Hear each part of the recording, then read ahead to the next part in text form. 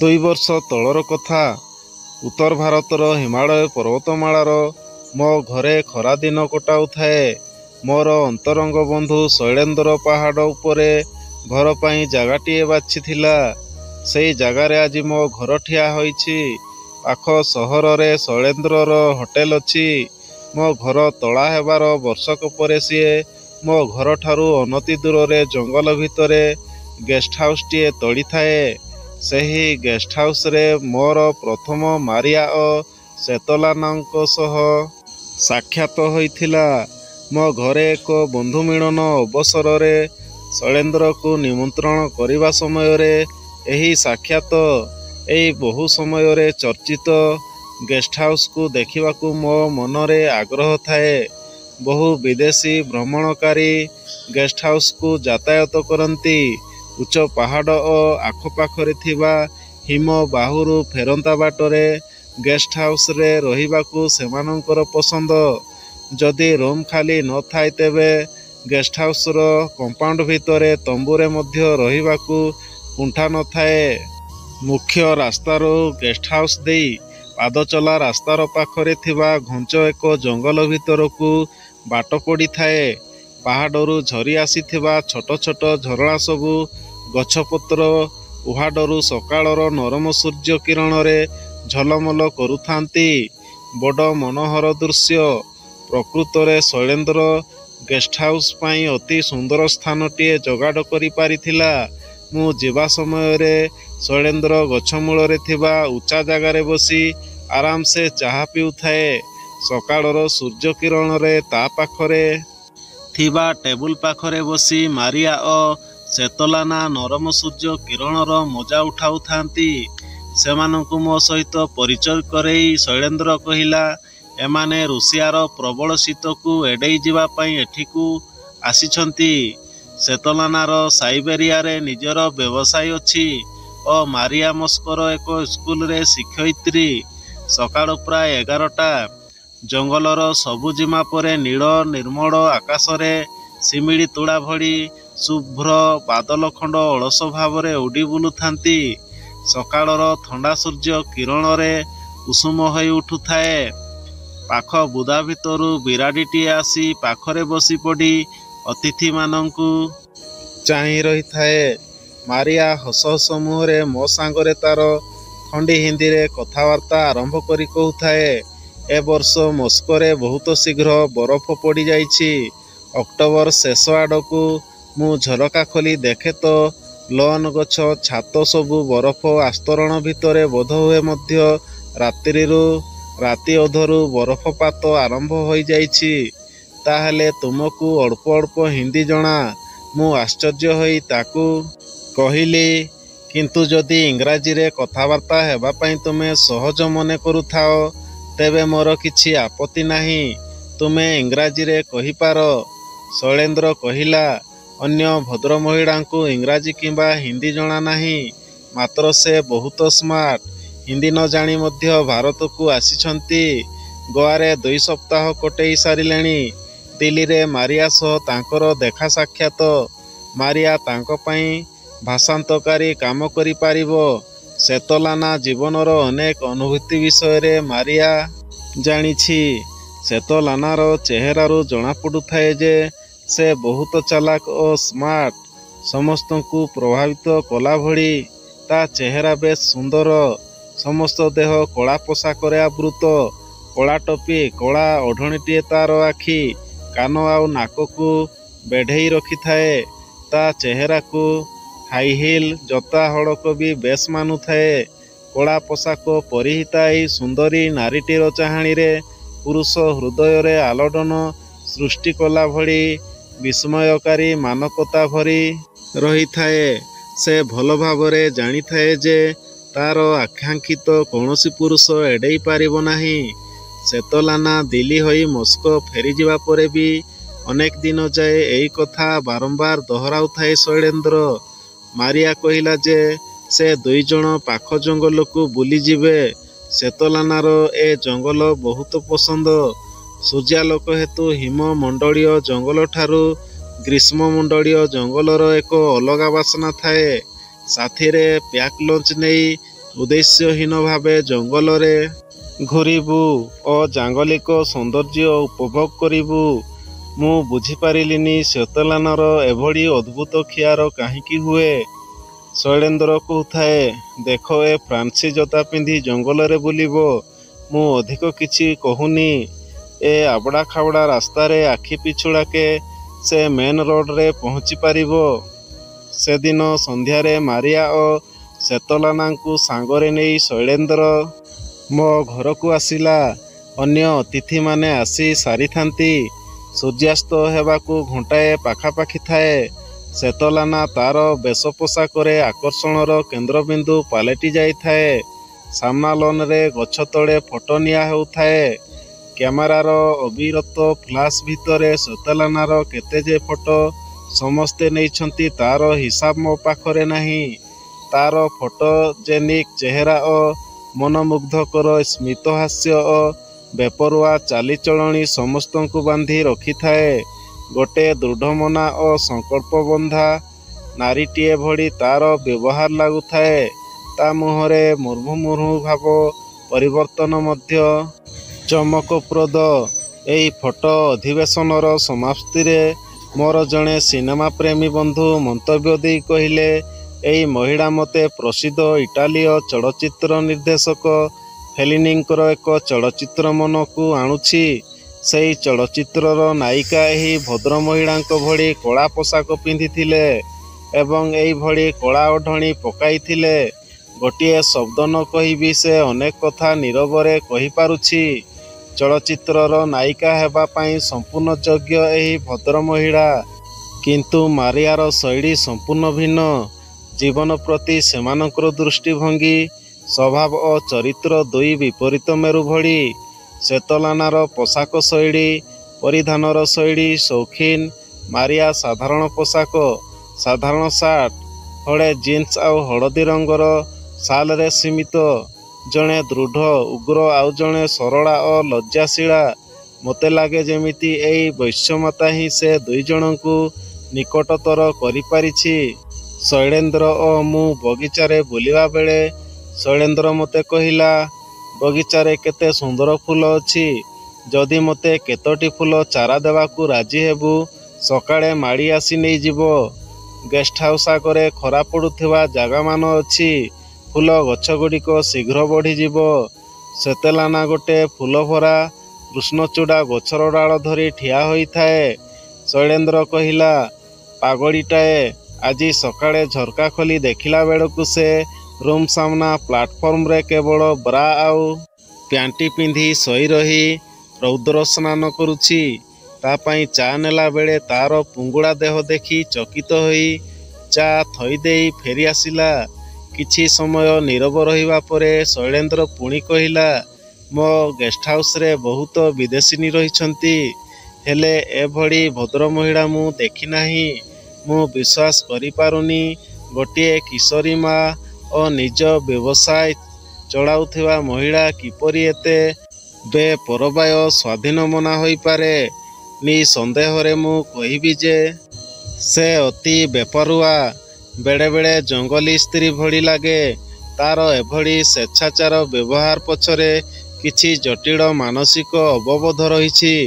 ଫୁଲ ଚାରା ନେବା ପାଇଁ ଶୈଳେନ୍ଦ୍ରର ମାଡ଼ି ତା ପରଦିନ ଆସିଥାଏ। 11ଟା ବାଜି ସାରିଥାଏ। ମାଡ଼ି ସହିତ ମାରିଆକୁ ଦେଖି ମୋତେ ଆଶ୍ଚର୍ଯ୍ୟ ଲାଗିଲା।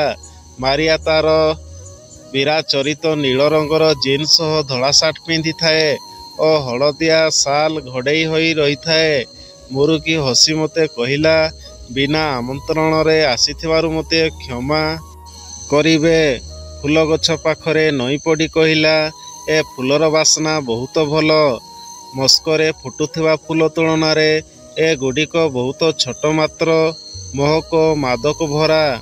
ତାର ନୀଳ ଶୀତଳ ଆଖିରେ ହସ ମୋତେ ଭଲ ଲାଗୁଥାଏ। ବିନା ଆମନ୍ତ୍ରଣରେ ଆସିବାର ମଜା ନିଆରା। ମୁଁ କହିଲି, ପୁଣି ପଚାରିଲି, ଶ୍ୱେତଲାନା ଆସିଲା ନାହିଁ କି? ନା, ସେ ଶୈଳେନ୍ଦ୍ର ସହ ଅରଣ୍ୟରେ ଘୂରି ବୁଲିବା ପାଇଁ ଚିନ୍ତା କରିଛି। ମୋର ଯିବା ପାଇଁ ଏତେ ଆଗ୍ରହ ନାହିଁ। ମୁଁ ଆପଣଙ୍କ ସାହାଯ୍ୟ ଲୋଡୁଛି। କୁଣ୍ଠିତ କଣ୍ଠରେ କହିଲା, ମୁଁ ତୁମକୁ ସାହାଯ୍ୟ କରିପାରିଲେ ଧନ୍ୟ ମନେ କରିବି। ଚିନ୍ତା କରି କୁହ। ମୁଁ କହିଲି। ମାରିଆ କହିଲା, କାଲି ବହୁତ ଲୋକ ଥିବାରୁ ମୁଁ କହିପାରିନଥିଲି। ଶ୍ୱେତଲାନାର ଜୀବନ ମୋ ଆଗରେ ଏକ କହୁଆଡ଼ି ଭଳି ଆଗ୍ରହ ସୃଷ୍ଟି କରିଥାଏ। କେବଳ ମାରିଆ ହିଁ ସେହି କୁହେଡ଼ିର ରହସ୍ୟ ଉନ୍ମୋଚନ କରିବ। ପଛ ପାଖ ଲନ୍‌ରେ ବସି କଫି ପିଇବା ପାଇଁ ମୁଁ ତାକୁ କହିଲି, ଆଜି ଆକାଶ ବହୁତ ପରିଷ୍କାର। ଦୂର ପାହାଡ଼ ସବୁ ସ୍ୱ-ଉଜ୍ଜ୍ୱଳତାରେ ମହିମାମୟ ଦିଶୁଛନ୍ତି। ମାଳିକୁ ଫୁଲଚାରା ଦେବା ପରେ ମାରିଆ ଆଉ ମୁଁ ଘର ପଛ ଲନ୍ ଆଡ଼କୁ ଆଗେଇଲୁ। ଗତ ସନ୍ଧ୍ୟାରେ ଶୈଳେନ୍ଦ୍ର ମୋତେ କହିଥିବା ଶ୍ୱେତଲାନାରେ ରୌଦ୍ରସ୍ନାନ ବା ସୂର୍ଯ୍ୟସ୍ନାନ କଥା ତାକୁ ପଚାରିଲି। ମାରିଆ ହସିଉଠି କହିଲା, ମୁଁ ବି ଏହିଭଳି ଥରେ ରୌଦ୍ରସ୍ନାନ କରିଥାନ୍ତି। ଏଭଳି ଉଜ୍ଜ୍ୱଳ ଖରାଟିଆ ପାଗ ଆମ ଦେଶରେ ବିରଳ। ଏଇମିତି ଭାବରେ ଆମେ ସୂର୍ଯ୍ୟସ୍ନାନ କରୁ। କିନ୍ତୁ ମୋ କଥା ଅଲଗା। ତୁମ ଦେଶର ଚଳଣି ବିରୁଦ୍ଧରେ ଏପରି ଢଙ୍ଗରେ ସୂର୍ଯ୍ୟସ୍ନାନ ମୁଁ କରିବାକୁ ଦ୍ୱିଧା କରିଥାନ୍ତି। ମାତ୍ର ଶ୍ୱେତଲାନା କଥା ଅଲଗା। ଜୀବନ ପ୍ରତି ତା'ର ଏକ ଅଲଗା ଦୃଷ୍ଟି। ଜୀବନଶୈଳୀ ଭିନ୍ନ। ତା' ନିଜ ଇଚ୍ଛାରେ ଜୀବନ ଜୀଇଁବା ପାଇଁ ସେ ବହୁତ କଷ୍ଟ ସହିଛି, ସଂଗ୍ରାମ କରିଛି। ତେଣୁ ତା'ର ଏଇ ମୁକ୍ତ ଜୀବନ ଜୀଇଁବା ଅଭିପ୍ରାୟ ସେ ତ୍ୟାଗ କରିପାରିବ ନାହିଁ। ମାରିଆର ସମସ୍ୟା ଅଲଗା ପ୍ରକାରର ଥିଲା। ଗତକାଲି ସକାଳୁ ମୁଁ ଗେଷ୍ଟ ହାଉସରୁ ଫେରିବା ପରେ ସିଏ ଶ୍ୱେତଲାନା ଓ ଶୈଳେନ୍ଦ୍ର ସହ ଜଙ୍ଗଲକୁ ବୁଲିବାକୁ ଯାଇଥିଲା। ମାତ୍ର ମାରିଆ ତା' ହ୍ୟାଣ୍ଡବ୍ୟାଗ୍ ସାଙ୍ଗରେ ନେବାକୁ ଭୁଲି ଯାଇଥିଲା। ଫେରିବା ପରେ ଦେଖିଲା ଯେ ବ୍ୟାଗ୍ ଅଛି, ମାତ୍ର ସେଥିରେ ଥିବା ଟଙ୍କା ନାହିଁ। ରୁମ୍‌ରେ ବ୍ୟାଗ୍ ଛାଡ଼ି ଯିବା ଏକ ବଡ଼ ଭୁଲ ଏବଂ ସେ ଅନୁଭବ କଲା ଯେ ଟଙ୍କା ପାଇବାର ଆଶା ବହୁତ କ୍ଷଣ।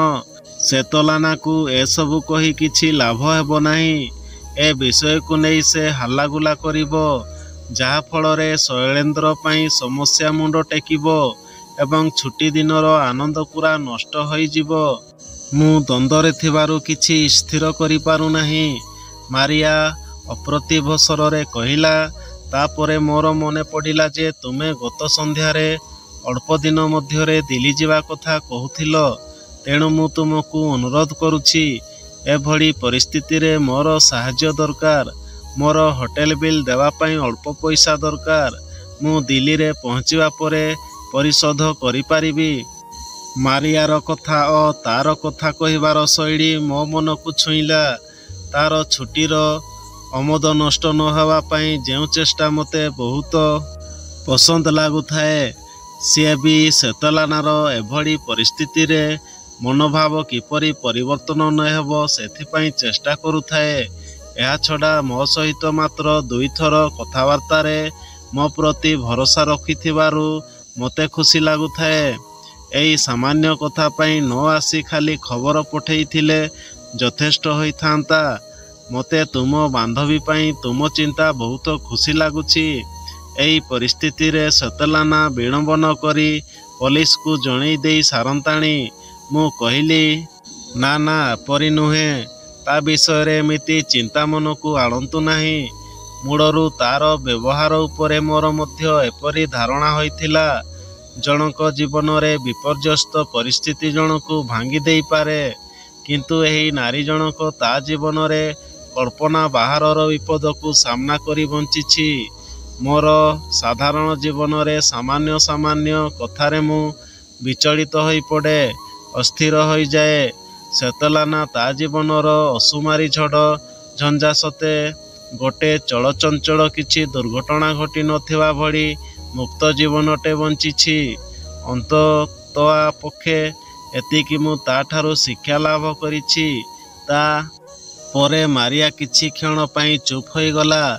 ଦୂର ପାହାଡ଼ ମଥାନରେ ଝଲମଲ କରୁଥିବା ସୂର୍ଯ୍ୟାଲୋକକୁ ଚାହିଁ ସେ ମୋତେ ପଚାରିଲା, ଆପଣ ମୋତେ କିଛି ପଚାରିବେ ବୋଲି କହୁଥିଲେ ନା? ମୁଁ ଉତ୍ତର ଦେଇ କହିଲି, ମୁଁ ଯାହା ଜାଣିବାକୁ ଚାହୁଁଥିଲି ତା'ଠାରୁ ମୋତେ ଅଧିକ କହିସାରିଲଣି। ମୋତେ ତୁମ ଦୁହିଁଙ୍କୁ ଏକାଠି ଦେଖିଲେ ଏବେ ବି ଆଶ୍ଚର୍ଯ୍ୟ ଲାଗେ। ତୁମେ ଦୁହେଁ କେତେ ଭିନ୍ନ।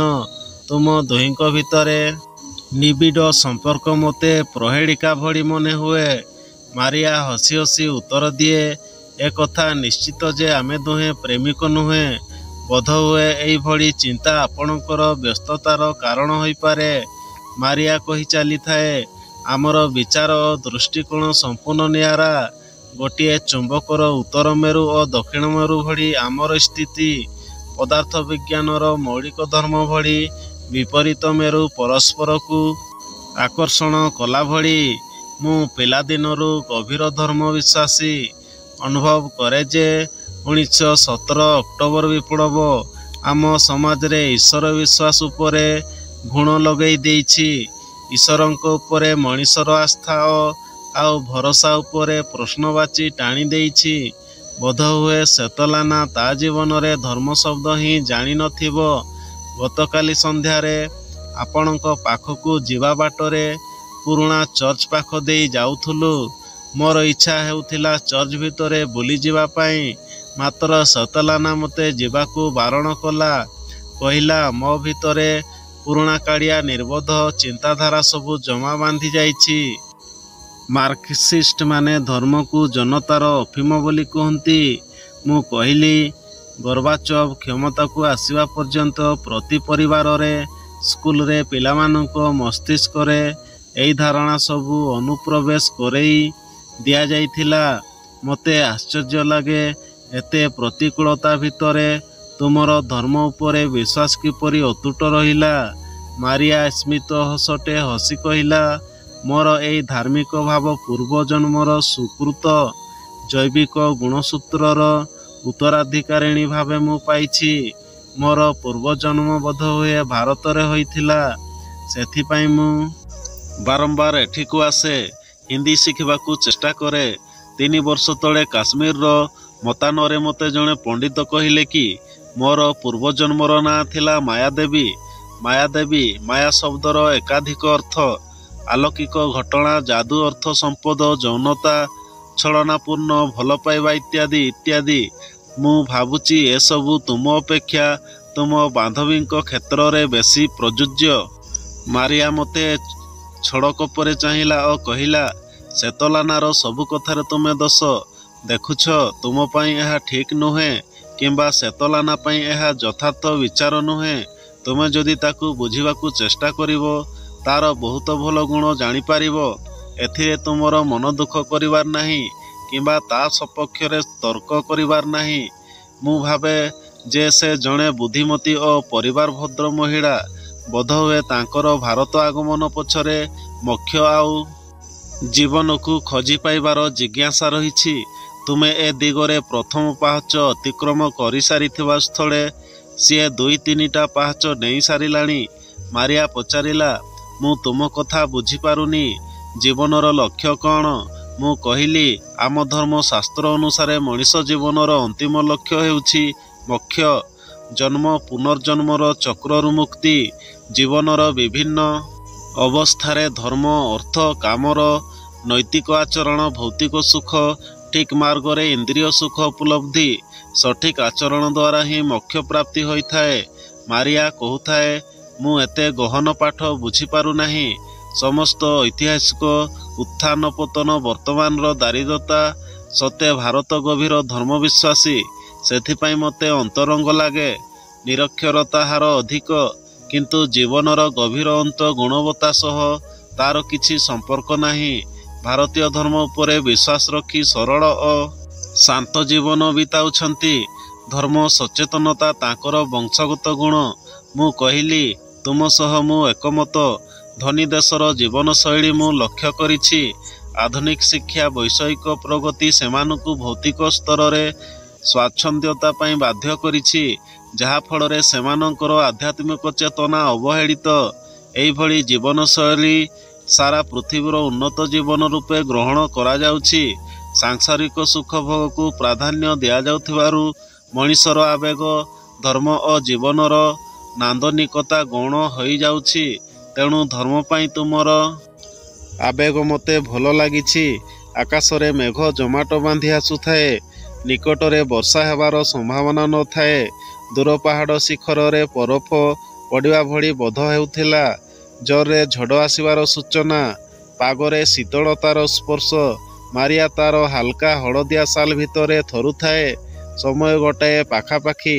ମାରିଆ ଆଉ ମୁଁ ଘର ଭିତରକୁ ଖାଇବାକୁ ଯିବା ସମୟରେ ମୋତେ କହୁଥାଏ, ତୁମେ ଯାହା କହୁଛ ମୋତେ ବହୁତ ଭଲ ଲାଗୁଛି, ମାତ୍ର ମୁଁ ବେଶୀ କିଛି ବୁଝିପାରୁନାହିଁ।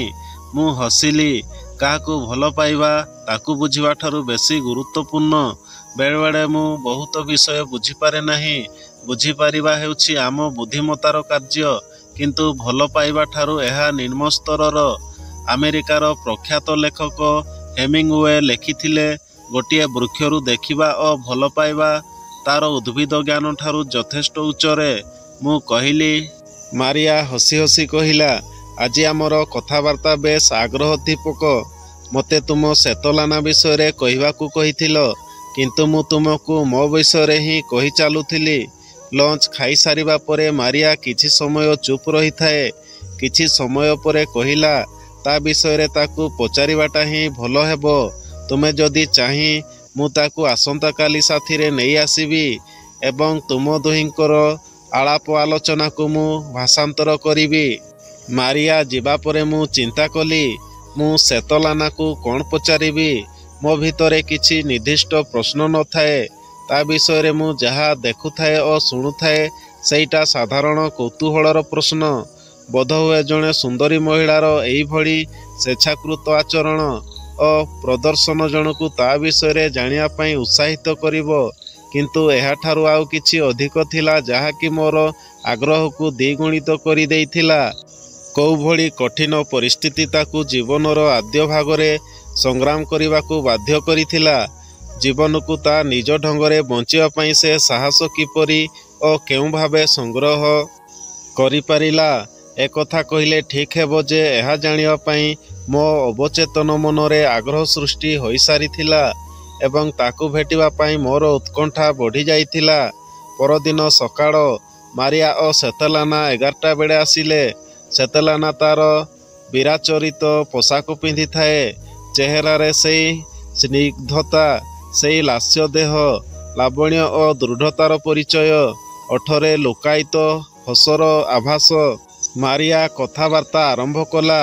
ମୁଁ ତାକୁ କହିଛି ଯେ ଆପଣ ତାର ବେପାରୁଆ ଜୀବନ ଜୀଇଁବାର ଢଙ୍ଗ ଦ୍ୱାରା ପ୍ରଭାବିତ ହୋଇଛନ୍ତି। ମୋ ଠାରୁ ଅଲଗା ଧରଣର ଜୀବନ ବଞ୍ଚିବା ପାଇଁ ଦୃଢ଼ତା ଓ ଇଚ୍ଛାଶକ୍ତି ସେ କେମିତି ପାଇପାରିଛି ତାହା ଜାଣିବାକୁ ମୁଁ ତାକୁ ସାଥିରେ ନେଇ ଆସିଛି। ମାରିଆର ଉପଦଘାତ ବେଶ ସୁନ୍ଦର ଲାଗୁଥାଏ। ଗୋଟାଏ ଅର୍ଥପୂର୍ଣ୍ଣ ଭାବର ଆଦାନ ପ୍ରଦାନ ପାଇଁ ଅନୁକୂଳ ପରିବେଶ ସେ ତିଆରି କରିପାରିଥାଏ। ଠିକ୍ ଅଛି, ତୁମେ ଆସିବା ଦିନ ବହୁତ ଲୋକ ଥିବାରୁ ତୁମମାନଙ୍କ ସହ କଥାବାର୍ତ୍ତା ହେବା ପାଇଁ ସମୟ ପାଇନଥିଲି। ଫଟୋ ନେବା ପାଇଁ ବହୁତ ଲୋକ ତୁମକୁ ବେଢ଼ି ଯାଇ ଭିଡ଼ ଜମାଇଥିଲେ। ତୁମ ଭଳି ସୁନ୍ଦରୀ ମହିଳାଙ୍କ ଫଟୋ ବେଶ ସୁନ୍ଦର ହୋଇଛି। ତୁମର ଫଟୋ ଉଠାଇବା ବେଳର ଧୈର୍ଯ୍ୟ ଓ ମୁହଁରେ ବିଭିନ୍ନ ଭାବ ପ୍ରକାଶ କରିବାର କ୍ଷମତା ମୋତେ ଅଭିଭୂତ କରିଛି। କେହି ଜଣେ ବନ୍ଧୁ ମୋତେ ଆପଣ ଚଳଚ୍ଚିତ୍ର ତାରକା କି ବୋଲି ପ୍ରଶ୍ନ କରିଥିଲେ। ଶ୍ୱେତଲାନାର ଉତ୍ତର କ'ଣ ହୋଇପାରେ? ମାରିଆ ଭାବୁଥିବା ବେଳେ ଶ୍ୱେତଲାନାର ମୁଖମଣ୍ଡଳରେ ଭାବାନ୍ତର, ମୃଦୁ ହସ, ଭ୍ରୂ ଭଙ୍ଗୀ ଓ ଓଠରେ କୁଞ୍ଚନ ଓ ମୋ ଆଡ଼କୁ ଅର୍ଥପୂର୍ଣ୍ଣ କଟାକ୍ଷ ମୁଁ ଲକ୍ଷ୍ୟ କରିପାରିଥିଲି।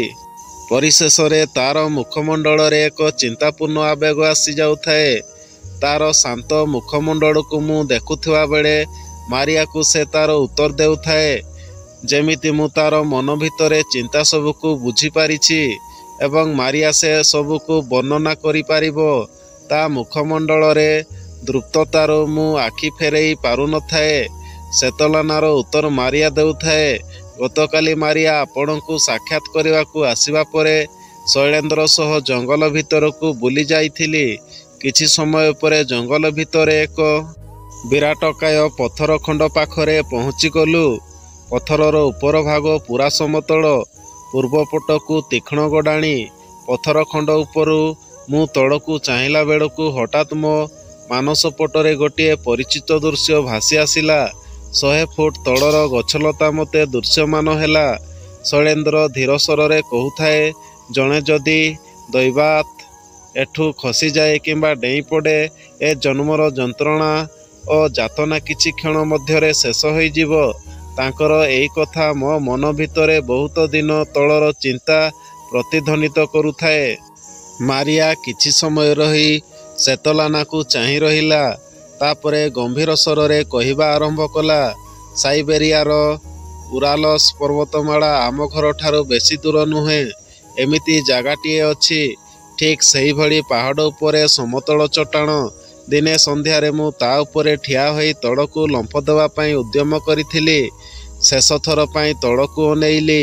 ଶୈଳେନ୍ଦ୍ର କହୁଥିବା ଭଳି ଚିନ୍ତା ମୋ ମନକୁ ଆସିଯାଉଥାଏ। କିଛି ସମୟ ପରେ ମୋ ଜୀବନର ସବୁ କିଛି ଶେଷ ହୋଇଯିବ। ତାପରେ ଦୈବୀ ଯୋଗକୁ ମୋ ମନକୁ ପୁଣି ଚିନ୍ତା ଆସିଲା। ମାରିଆ ଶ୍ୱେତଲାନାର କଥା ଚାଲୁ ରଖିଥାଏ। ଯେକୌଣସି ସମୟରେ ମୁଁ ତଳକୁ ଡେଇଁପାରିବି, ସେଇ ସ୍ୱାଧୀନତା ମୋର ଅଛି। କିନ୍ତୁ ଏଥରକ ନୁହେଁ। ଏତେ ତରବର ହେବାର କିଛି ଆବଶ୍ୟକତା ନାହିଁ। ଯେତେବେଳେ ଚାହିଁବି ନିଷ୍ପତ୍ତି ନେଇପାରିବି। ହଠାତ୍ ମୋ ଭିତରେ ମୁକ୍ତିର ଚେତନା ରୂପ ନେଲା।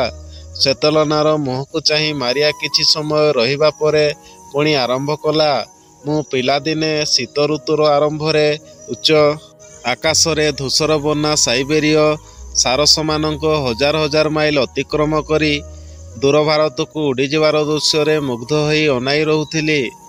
ସେଦିନ ସେହି ପାହାଡ଼ର ସମତଳ ଚଟାଣ ଧାରରେ ଠିଆ ହୋଇ ମୁଁ ଉପଲବ୍ଧି କଲି, ଏଇ ସାଇବେରିଆର ସାରସ ପକ୍ଷୀମାନଙ୍କ ଭଳି ମୁଁ ମୁକ୍ତ।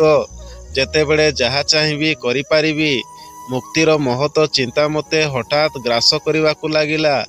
ଏଇ ସାଇବେରୀୟ ସାରସ ପକ୍ଷୀମାନଙ୍କ ଭଳି ମୁଁ ବନ୍ଧନହୀନ। ମାରିଆ କହି ଚାଲିଥାଏ।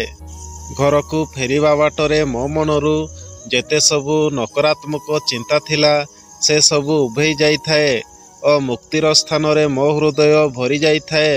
ତା ପରଠୁ ଆଉ ପଛକୁ ଫେରି ଚାହିଁ ନାହିଁ। ଶ୍ୱେତଲାନାର କାହାଣୀ ମୋତେ ସ୍ତମ୍ଭୀଭୂତ କରିଦେଇଥାଏ। ମାରିଆ ମୁହଁରେ କୌଣସି ଭାବାନ୍ତର ନାହିଁ। ତାର ଦୃଷ୍ଟି ଫୁଲ ବଗିଚା ଉପରେ ଏବେ ପଡ଼ିଛି। ଶ୍ୱେତଲାନାକୁ ମୁଁ ନୀରବରେ କିଛି ସମୟ ଚାହିଁ ରହିଲା। ତାପରେ ମାରିଆକୁ କହି ଉଠିଲି, ଶ୍ୱେତଲାନାର କାହାଣୀ ହୃଦୟକୁ ଛୁଇଁଲା ଭଳି। ତେବେ ସେ କାହିଁକି ପଥର ଉପର ତଳକୁ ଡେଇଁବା ପାଇଁ ଚିନ୍ତା କରିଥିଲା? ମୋ ପ୍ରଶ୍ନର ଉତ୍ତର ନ ଦେଲେ ବି ମୁଁ ଠିକ୍ ଭାବରେ ବୁଝିପାରିବି।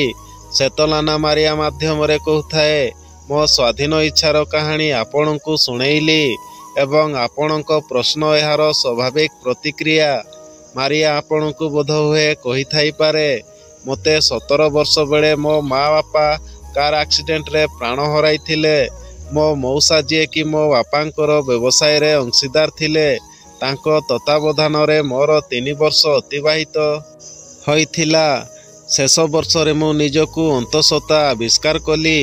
ସେ ଦିନ ସେହି ଖଣ୍ଡର ଶେଷ ଭାଗରେ ସେ ଠିଆ ହେବାର ଅନେକ ସପ୍ତାହ ଆଗରୁ ମୋତେ ଗର୍ଭପାତ କରାଇବା ପାଇଁ ବାରମ୍ବାର କୁହାଯାଇଛି। ମାରିଆ କହି ଚାଲିଥାଏ, ପାହାଡ଼ ପାଖରୁ ଘରକୁ ଫେରିବା ପାଇଁ ମୋତେ 45 ମିନିଟ୍ ଲାଗିଥିଲା। କିନ୍ତୁ ମୋ ଜୀବନର ଗତିପଥ ସମ୍ପୂର୍ଣ୍ଣ ବଦଳି ଯାଇଥାଏ। ଗତ 3 ବର୍ଷର ଓ ଅନ୍ତଃସତ୍ତ୍ୱା ହେବାର ତିକ୍ତ ଅନୁଭୂତି ଆଉ ନଥାଏ। ମୋ ଅନ୍ତଃକରଣ ଏକ ଦୃଢ଼ ଇଚ୍ଛାଶକ୍ତି ଓ ଶୁଦ୍ଧତାରେ ପୂର୍ଣ୍ଣ ହୋଇସାରିଥାଏ। ମୁଁ ହାଲୁକା ହୋଇଯାଇଥାଏ ଓ ଦୃଢ଼ ପ୍ରତିଜ୍ଞା କଲି ଯେ ମୋ ସନ୍ତାନକୁ ମୁଁ ଜନ୍ମ ଦେବି। ମୁଁ ଅନୁଭବ କରିଥିଲି ଯେ ଭଲ ପାଇବା ଆବେଗ ମୋ ଜୀବନର ମୂଳଦୁଆ ଏବଂ ସେହି ଶୁଦ୍ଧତାକୁ ଧରି ରଖିବା ମୋ ଜୀବନର ସବୁଠାରୁ ମହାର୍ଘ୍ୟଶାୟିତା ସମ୍ପଦ। ମୋ ସନ୍ତାନ ମୋ ଜୀବନର ପବିତ୍ରତା ଆଉ ଶୁଦ୍ଧତା ବଜାୟ ରଖିବା ପାଇଁ ଉତ୍ସାହର ଉତ୍ସ। ସେହି ଶୁଦ୍ଧତାକୁ ଅକ୍ଷୁଣ୍ଣ ରଖିବା ପାଇଁ ଯାହା କିଛି ଆବଶ୍ୟକ ମୁଁ ତାହା କରିପାରିବି। ସାରା ସଂସାରକୁ ସାମ୍ନା କରିପାରିବି। ଯାହା ଜୀବନରେ ଆସିବ ମୁଁ ତାକୁ ଗ୍ରହଣ କରିପାରିବି ଏବଂ ମୋର ଏହି ଦୃଢ଼ ପ୍ରତିଜ୍ଞା ବିଷୟରେ ପୃଥିବୀରେ କାହାକୁ କେବେ ଜଣାଇବି ନାହିଁ। ମୋ ନିଜକୁ ନିଜେ ସତତ ଏହା ବଜାୟ ରଖିବି। ତାପରେ ମୁଁ ସ୍ୱର୍ଗବାସୀ ପିତାଙ୍କର ବ୍ୟବସାୟ ହାତକୁ ନେଲି। ମାରିଆ ତା ବାନ୍ଧବୀର କାହାଣୀ ଚାଲୁ ରଖିଥାଏ।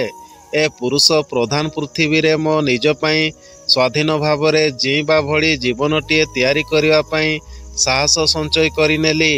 ମୁଁ ଜାଣିଥିଲି ନାରୀ ସ୍ୱାଧୀନତା ଓ ଲିଙ୍ଗଗତ ବିଦ୍ୱେଷହୀନତା ବିଷୟରେ ବହୁ ଚର୍ଚ୍ଚା ସତ୍ତ୍ୱେ ଗୋଟେ ନାରୀ ପକ୍ଷରେ ଏହା ସହଜ ନଥିଲା। ମୁଁ ବୁଝିପାରୁଥିଲି ଯେ ପୁରୁଷର ସର୍ବଶ୍ରେଷ୍ଠ ଦୁର୍ବଳତା ହେଲା ଇନ୍ଦ୍ରିୟ ସମ୍ଭୋଗ, ଯେଉଁଟା ନାରୀ କ୍ଷେତ୍ରରେ ହୋଇନଥାଏ।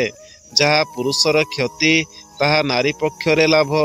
ମୋର ଅନୁଭବ, ନାରୀର ଆଙ୍ଗୁଠି ଇଙ୍ଗିତରେ ପୁରୁଷ ଉଠବସ୍ ହୋଇପାରିବ। ସେଥିପାଇଁ କୌଶଳ ହିଁ ଯଥେଷ୍ଟ। ମାରିଆ ସେତଲାନାର କାହାଣୀ ସାରିବା ପରେ ଆମେ କିଛି ସମୟ ଚୁପ୍ ହୋଇ ବସିଥାଉ। ଏବେ ଆକାଶ ପରିଷ୍କାର, ସ୍ୱଚ୍ଛ, ପରିବେଶର ଶୀତଳତା ଉଷ୍ମ ସୂର୍ଯ୍ୟ କିରଣରେ କିଛି ପରିମାଣରେ ହ୍ରାସ ପାଇ ସାରିଥାଏ। ବୋଧହୁଏ ଫୁଲ ଫୁଟିବା ପାଇଁ ଏଇଭଳି ପାଗ ଅନୁକୂଳ। ଲଞ୍ଚ ଟାଇମ୍ ଡେରି ହୋଇଯାଇଥାଏ। ଲଞ୍ଚ ଖାଇବା ପାଇଁ ମୁଁ ସେମାନଙ୍କୁ ଆମନ୍ତ୍ରଣ କଲି। ଲଞ୍ଚ ଚେୟାର ଉପରୁ ଉଠୁ ଉଠୁ ସେତଲାନା ଆଡ଼କୁ ଚାହିଁ ମୁଁ ମାରିଆକୁ କହିଲି, ତୁମେ ଯଦି କିଛି ଭାବୁନଥାଅ ମୁଁ ଶେଷ ପ୍ରଶ୍ନ ପଚାରିପାରେ କି? ସେତଲାନା ହଁ କରିବାରୁ ମୁଁ କହିଲି, ତୁମ ଦୁଇ ଜଣଙ୍କର ମାନସିକତା ସମ୍ପୂର୍ଣ୍ଣ ଭିନ୍ନ। ତୁମର ବନ୍ଧୁତ୍ୱ ଏତେ ନିବିଡ଼ ହୋଇପାରିଲା କିପରି? ତୁମେ ଦୁଇ ଜଣ ଏକାଠି କିପରି ରହିପାରୁଛ? ଏହି ପ୍ରଶ୍ନ ଗତକାଲି ମାରିଆକୁ ମୁଁ ପଚାରିଥିଲି, ଯାହାକୁ ସିଏ ଏଡ଼େଇ ଯାଇଥିଲା। ମୋ ପ୍ରଶ୍ନ ମାରିଆ ସେତଲାନାକୁ ତାଙ୍କ ଭାଷାରେ କହିଲା। ଉଭୟ ହସିଲେ ଓ ପରସ୍ପର ସହ କଥାବାର୍ତ୍ତା ହେଲେ। ଶେଷରେ ମାରିଆ ଉତ୍ତର ଦେଲା, ତୁମେ ଠିକ୍ କଥା କହିଛ। ଆମର ପ୍ରଥମ ସାକ୍ଷାତରେ ଆମେ ଦୁହିଁଙ୍କର ଜୀବନ ପୂର୍ଣ୍ଣ ମାତ୍ରାରେ ଅଲଗା ଥିଲା। ବୋଧହୁଏ ଏଇଥିପାଇଁ ମାରିଆର ଭିନ୍ନ ଜଗତର ଜୀବନ ପ୍ରତି ମୁଁ ଆକୃଷ୍ଟ ହୋଇଥିଲି। ତାପରେ ଆମେ କିଛି ଦିନ ଏକାଠି ଚଳିବା ପରେ ତା ଜୀବନ ପ୍ରତି ମୋର ଭଲ ପାଇବା ବଢ଼ି ଚାଲିଲା।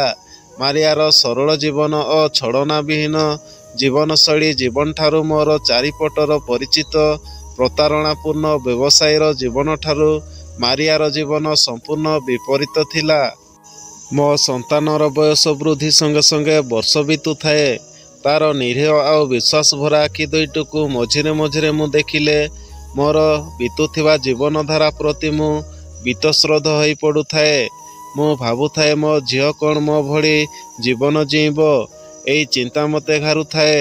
ମୁଁ ଭାବିଲି ଯେ ଝିଅକୁ ମସ୍କୋର କୌଣସି ସ୍କୁଲରେ ଭର୍ତ୍ତି କରିଦେବି ଏବଂ ଏଥିପାଇଁ ମାରିଆକୁ ତାର ସ୍ଥାନୀୟ ଅଭିଭାବକ ରୂପେ ରହିବା ପାଇଁ ରାଜି କରେଇବି। କିନ୍ତୁ ତାପରେ ତୁମେ ଏକୁଟିଆ ହୋଇଯିବ।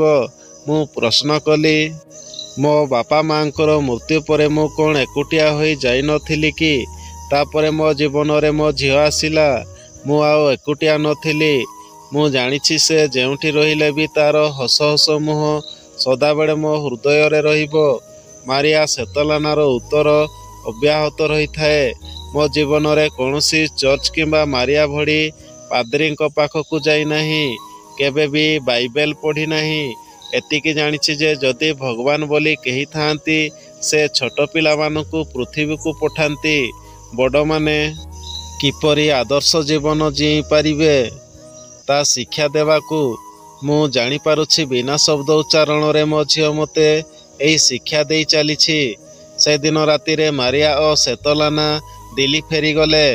ତାପରେ ଦୀର୍ଘଦିନ ସେମାନଙ୍କ ଠାରୁ କିଛି ଖବର ପାଇନାହିଁ। ମୋ ଘରେ ଆୟୋଜିତ ପାର୍ଟିରେ ସେତଲାନାର ଅନେକ ଫଟୋର କପି ତା ପାଖକୁ ପଠେଇଛି। କେବେ କିଛି ଉତ୍ତର ଆସିନାହିଁ। 3 ମାସ ପରେ ମାରିଆଠାରୁ ଚିଠି ପାଇଲି। ସେ ଲେଖିଥିଲା ସେତଲାନା ଫଟୋଗୁଡ଼ିକୁ ପସନ୍ଦ କରିଛି। ପୁଣି ଲେଖିଥିଲା ସେତଲାନା ତା ଝିଅ ସହ ମସ୍କୋ ଆସିବାକୁ ସ୍ଥିର କରିଛି ଏବଂ ଅନେକ ସ୍କୁଲ ଦେଖିବ। 2 ମାସ ପରେ ମୋ ତତ୍ତ୍ୱାବଧାନରେ ମସ୍କୋର ଏକ ଭଲ ସ୍କୁଲରେ ତା ଝିଅର ନାଁ ଲେଖାଇଛି। ସାଇବେରିଆରେ ତାର ବ୍ୟବସାୟ ବନ୍ଦ କରି ଦେଇ ଜର୍ଜିଆ ସୀମା ଅଞ୍ଚଳରେ ଏକ ଫାର୍ମ କିଣିବାକୁ ସ୍ଥିର କରିଛି। ଜର୍ଜିଆ ଆଉ ରୁଷିଆ ମଧ୍ୟରେ ଘଟିଥିବା ଯୁଦ୍ଧ ଯୋଗୁଁ ଜର୍ଜିଆରେ ଜମିଜମା ଦର ବହୁତ କମ୍। ନୂଆ ଜୀବନ ଆରମ୍ଭ କରିବା ପାଇଁ ଏହା ଏକ ଚମତ୍କାର ସୁଯୋଗ। ୟା ପରଠୁ ସେମାନଙ୍କ ଠାରୁ ଆଉ କିଛି ଖବର ପାଇନାହିଁ। ଶୈଳେନ୍ଦ୍ରର ଗେଷ୍ଟ ହାଉସକୁ ମୁଁ କଙ୍କରିଡ଼ ଚଲାବାଟରେ ବହୁତ ଥର ଯା ଆସ କରିଛି। ମନଶ୍ଚକ୍ଷୁରେ ସେତଲାନାର କଳା ପୋଷାକ, ହାଇହିଲ୍ ଜୋତା ଆଉ ତାର କଳା ଓଢ଼ଣୀ ଦେଖୁଛି। ତାପରେ ଦେଖୁଛି ମାରିଆ ତାର ଜିନ୍ ପ୍ୟାଣ୍ଟ ଓ ଧଳା ସାର୍ଟ ପିନ୍ଧି ହଳଦୀ ରଙ୍ଗର ଶାଲଟେ ଘୋଡ଼ି ହୋଇ ସ୍କୁଲକୁ ଯାଉଛି। ଗୋଟେ ଛୋଟ ଝିଅର କୁନି ହାତଟିଏ ଧରିଛି। ଭାବୁଛି ସେମାନେ ସବୁ ଏବେ କେଉଁଠି? ବନ୍ଧୁଗଣ, କାହାଣୀଟି ଯଦି ଭଲ ଲାଗିଲା ଚ୍ୟାନେଲକୁ ଲାଇକ୍, ସବସ୍କ୍ରାଇବ୍ କରି ବେଲ୍ ଆଇକନକୁ ନିଶ୍ଚୟ ଦବାଇବେ। ଧନ୍ୟବାଦ।